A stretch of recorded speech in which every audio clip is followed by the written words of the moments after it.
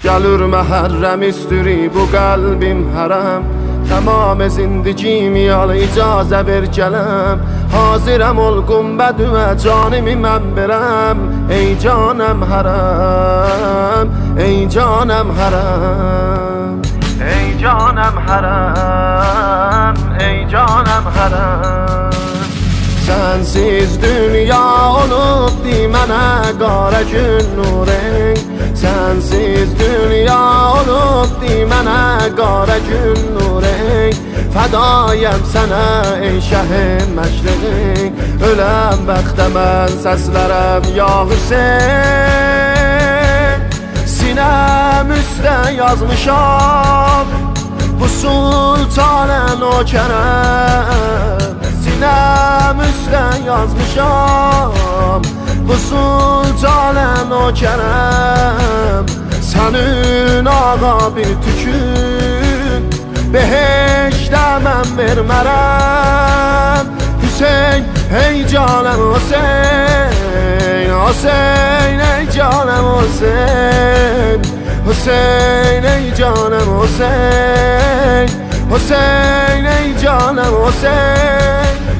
Hüseyin, ey canım Hüseyin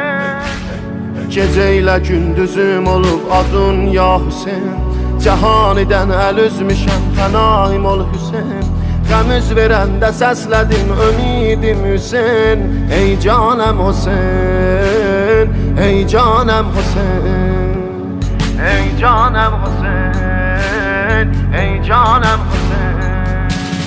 Mənim eşqim ağam ey Hüseyin, ey şəhi Kərbəla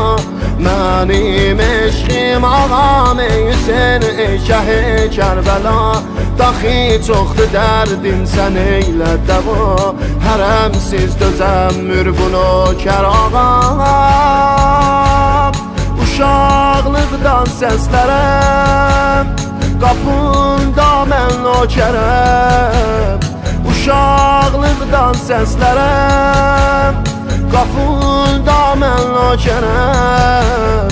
Əyadının toprağın